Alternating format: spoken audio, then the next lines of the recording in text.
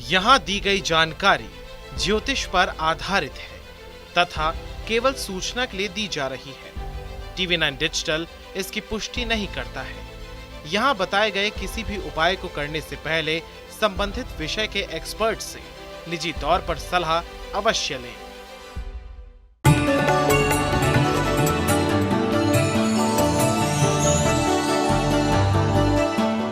नमस्कार, आप देख रहे हैं एस्ट्रो साइंस। आप सभी का स्वागत है। मैं हूं आपके साथ अंजलि और मेरे साथ इस कार्यक्रम में है एस्ट्रो साइंटिस्ट गुरुदेव G D Vashishtha ji. Sir, आपका बहुत बहुत स्वागत है। खुशियां दाता सदा सुखी रखे माता। भारतीय संस्कृति में फूलों का विशेष महत्व बताया गया है। चाहे भगवान की पूजा करनी हो, मेहमानों का स्वागत करना हो या फिर सजावट करनी हो, हर जगह फूल इस्तेमाल किए जाते हैं। यही नहीं, अलग अलग रंग के फूलों को अलग अलग उपयोग में भी लिया जाता है। क्या आप जानते हैं कि फूलों को सही तरीके से उपयोग करके आप अपनी किस्मत भी बदल सकते हैं? फूलों से जुड़ी खास जानकारी आज पूरे कार्यक्रम में आपको गुरुदेव के माध्यम से मिलेगी। इसके साथ ही आपकी राशि के पूरे दिन का हाल भी हम जानेंगे गुरुदेव से। तो सबसे पहला सवाल गुरुदेव यही है कि बताइए दर्शकों को कि आखिर कौन से फूल चढ़ाने से शुभ फल मिलते हैं। आज सबसे पहले बात गणपति जी की हम करेंगे। भगवान गणेश को कौन से रंग का फूल चढ़ाना चाहिए और किस रंग के फूलों से बचना चाहिए? भगवान गणपति यानी कि केतुदेव, जन्म कुंडली के अंदर इनका जो घर है वो छठा घर होता है लाल किताब के अनुसार। और छठा घर केतु का भी है, छठा घर बुध का भी है। और एक यही घर ऐसा है जहाँ पर बुध और केतु अगर इकट्ठे बैठ भी जाए तो बहुत बुरा फल नहीं देते, ठीक है, क्योंकि ये दोनों का घर है। और लेकिन अगर छठे घर को हम देखें तो ये जो साइड बनती है, दिशा बनती है, ये उत्तर दिशा बनती है। तो अगर हम गणपति जी की बात करें तो उत्तर दिशा, और फूलों की अगर बात करें तो गणपति जी को गेंदे के फूल, सूरजमुखी के फूल सबसे प्रिय है। और ऐसे में गणपति जी का पूजन अगर सूरजमुखी के फूल चढ़ा के या गेंदे के फूलों की माला चढ़ा करके किया जाता है तो सबसे उत्तम है। और अगर उत्तर दिशा के अंदर बैठ करके उनकी पूजा की जाए ये सबसे उत्तम है। और इनकी स्थापना भी अगर उत्तर दिशा में की जाए तो ये सबसे उत्तम फल देने वाली पूजा तभी बन पाती है। और ये दो प्रकार के फूल ही गणपति जी की साधना को ये संपूर्ण करते हैं। तो जब भी आप भगवान गणेश की पूजा करें तो गुरुदेव ने बताया है गेंदे का फूल प्रिय है उन्हें, वो आप अर्पित कर सकते हैं। और भी कुछ फूलों के बारे में गुरुदेव ने बताया, इसका आप ध्यान रखिए। गुरुदेव, अगर भगवान शिव की पूजा करनी हो तो भगवान शिव को कौन से रंग के फूल चढ़ाने से हर संकट से मुक्ति मिलेगी? उन्हें कौन से रंग के फूल पसंद है? बेटा, भगवान शिव हमारे भोलेनाथ सच में भोलेनाथ हैं। कारण ये कि मैंने आपको एक बात बताई, भोलेनाथ चंद्रमा जी के देवता है। तो चंद्रमा इनको सब ग्रहों की माँ बोला जाता है। तो ऐसी अवस्था के अंदर अगर हम देखें तो भोलेनाथ को किसी भी प्रकार के फूल हम अर्पित कर सकते हैं। लाल भी कर सकते हैं, सफ़ेद भी कर सकते हैं, गुलाबी भी कर सकते हैं, नीले भी कर सकते हैं। या और ख़ास तौर पे तुमने देखा होगा आके के फूल चढ़ाए जाते हैं। क्योंकि चौथे घर के अंदर जो चंद्रमा का घर होता है, कहते हैं पापी ग्रह भी वहाँ पर पाप ना करने की कसम खा के बैठते हैं। तो ऐसी अवस्था में ज्योतिष की इस अवस्था को ही लेकर के भोलेनाथ यानी कि शिवलिंग के ऊपर आप देखें क्या चलता है, भांग चढ़ती है, धतूरा चढ़ता है, उनको आके का फूल वो चढ़ाए जाते हैं। या किसी भी प्रकार के फूल भोलेनाथ की पूजा में इस्तेमाल किए जाते हैं। तो इसीलिए कोई ऐसा बंधन नहीं है। यहाँ पर भोलेनाथ की पूजा करने के लिए आप किसी भी प्रकार के फूलों की माला आप भोलेनाथ को अर्पण कर सकते हैं।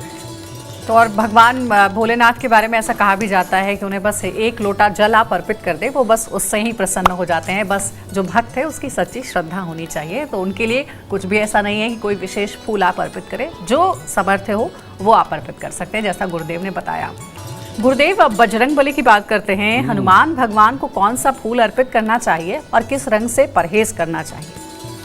बजरंग बली यानी कि मंगलवार, और मंगल का रंग तो लाल ही होता है, इसीलिए वो तो सिंदूर ही लगा के बैठे रहते हैं। श्री राम को, माँ सीता को प्रसन्न करने के लिए कथा भी यही है कि माँ सीता थोड़ा सा सिंदूर अपनी मांग में लगाती थी, कहते राम भगवान की आयु लंबी होगी, प्रभु प्रसन्न होंगे।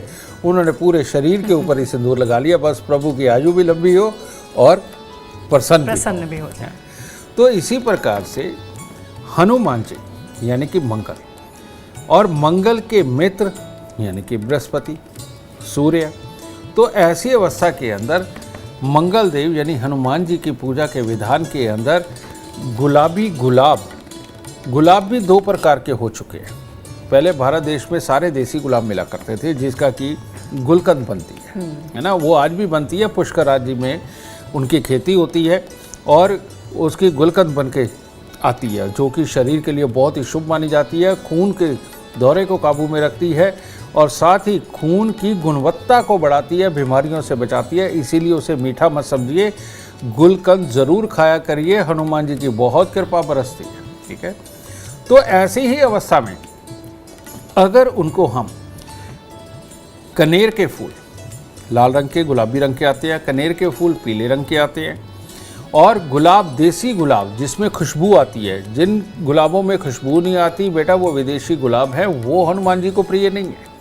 तो खुशबू वाले गुलाब ये हनुमान जी को अर्पण करना, सूरजमुखी के फूल अर्पित करना, और कनेर के या फिर ये गुलाब देसी गुलाब ये अर्पण करना हनुमान जी की पूजा को संपन्न और संपूर्ण करने के लिए बहुत ज़रूरी है। इससे ये हमारे रुद्रांश, रुद्र अवतार बिल्कुल प्रसन्न होकर के भक्त की झोली माला माल करते हैं।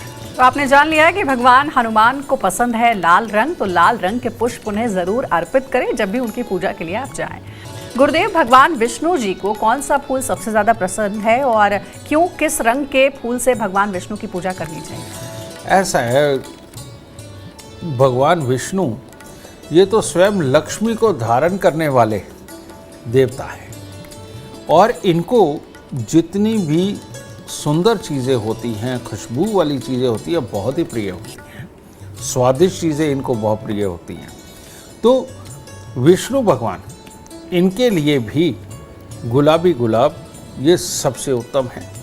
आप मोगरा, चमेली, सफ़ेद रंग के फूल, क्योंकि लक्ष्मी को भी ये धारण करते हैं, आप वो अर्पित कर सकते हैं। ठीक है, सूरजमुखी के फूल वो अर्पित कर सकते हैं, गेंदे के फूल वो भी इनको अर्पित कर सकते हैं। लेकिन जो नीले रंग के, जो कालेपन पे आए हुए बहुत सारे फूल होते हैं और भृंगराज के बहुत सारे फूल मिलते हैं, ये फूल भगवान विष्णु को हम अर्पित नहीं कर सकते हैं।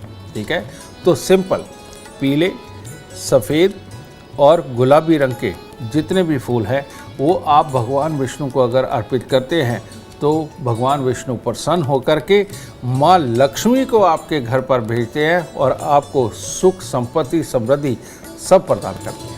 तो ये बड़ी दिलचस्प बात आपने की है गुरुदेव की भगवान विष्णु जब प्रसन्न होंगे तभी घर में माँ लक्ष्मी का भी आगमन होगा। और अगला सवाल जो है वो माँ लक्ष्मी से ही जुड़ा हुआ है। अब माँ लक्ष्मी तो आ गई, विष्णु भगवान प्रसन्न हो गए, तो लेकिन माँ लक्ष्मी को अगर विशेष रूप से प्रसन्न करना हो तो उनको किस रंग के फूल अर्पित करने चाहिए? माँ लक्ष्मी बहुत चंचल है, एक जगह बिल्कुल नहीं टिकती। समझे?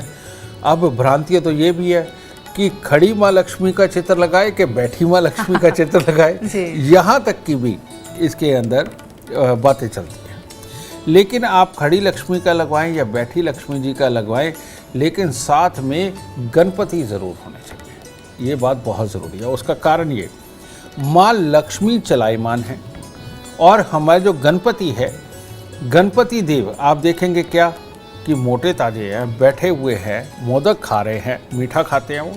ठीक है, ये सही मायने में जो भी दुकानदार, शोरूम का मालिक, धंधे का मालिक अपनी गद्दी पे बैठता है, गद्दी को ही गणपति बोला जाता है। और ये जो हमारी जांग, पीछे पट का हिस्सा और ये हमारे जो कूल्हे हैं, ये वाला हिस्सा गणपति माना जाता है।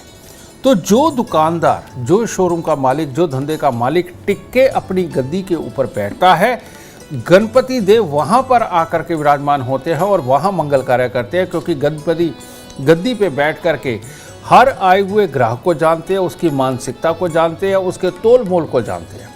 और ये सारी चीज़ों की जानकारी अपने आप को होना तब मंगल कार्य लेके आता है एक दुकानदार के लिए। तो ऐसी अवस्था के अंदर माँ लक्ष्मी यानी कि वहाँ पर खुशबू का वातावरण ये बहुत ही ज़रूरी होता है। सफ़ेद रंग के फूल, मोगरा, चमेली, इसका इस्तेमाल आपके अंदर ऊर्जा का संचार करता है, आपके दिमाग को तेज करता है और आइडियाज़ लाने का काम जो है मोगरा चमेली करता है। वो आपके शरीर को कभी सुस्त नहीं होने देता। यही कारण है कि गृहिणियों को खास तौर पे जूड़े के अंदर मोगरा चमेली लगाया जाता है ताकि वो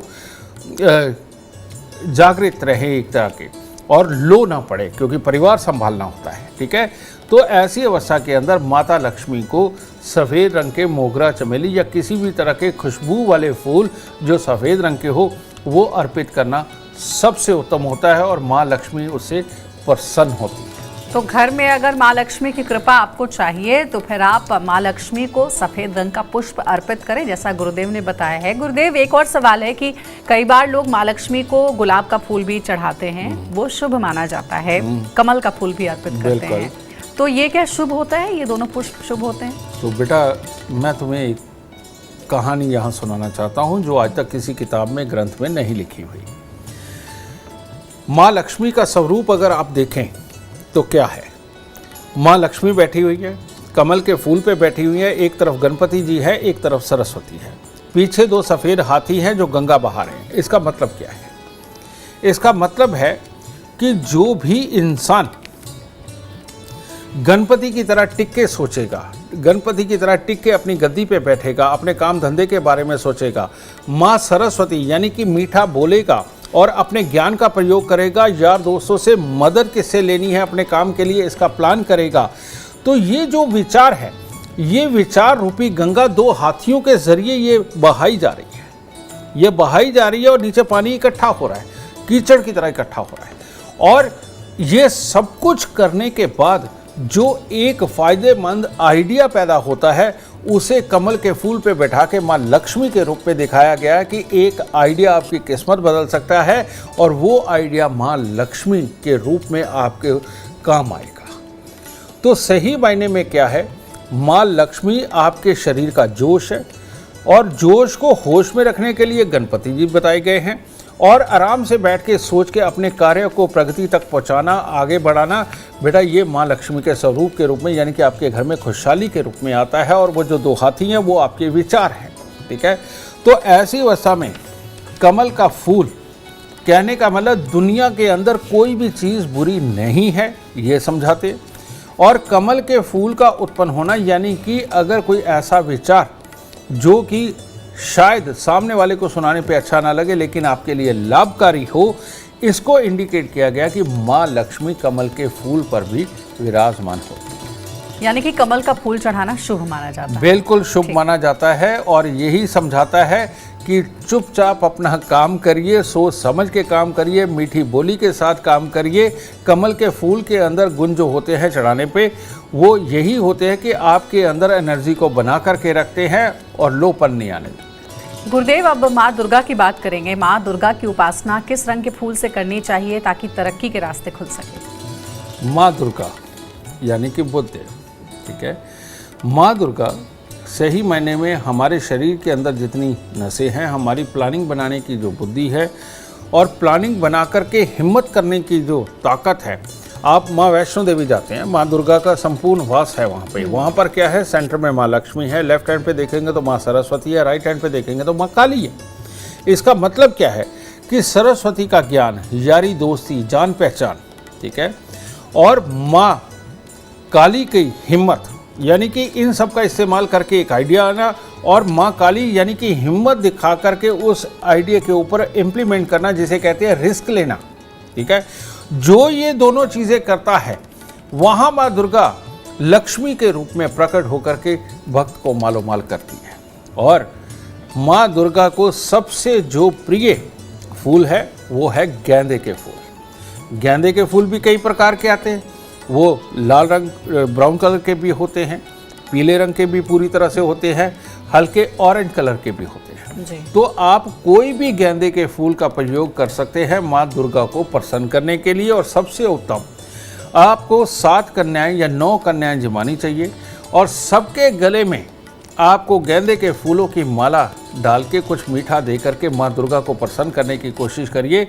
देखिए, ज्ञान भी आएगा, हिम्मत भी आएगी, और जब ये दोनों आएंगे तो माँ वैष्णो देवी का संपूर्ण रूप यानी कि माँ लक्ष्मी भी आएगी और माँ दुर्गा प्रसन्न होकर के आपको मालोमाल करेंगी। देखिए, बहुत ही अच्छे से गुरुदेव ने बताया है कि आखिर माँ दुर्गा को प्रसन्न आप कैसे कर सकते हैं, कौन सा पुष्प अर्पित करें आप पूजा अर्चना में, ताकि आपको विशेष आशीर्वाद की प्राप्ति हो सके।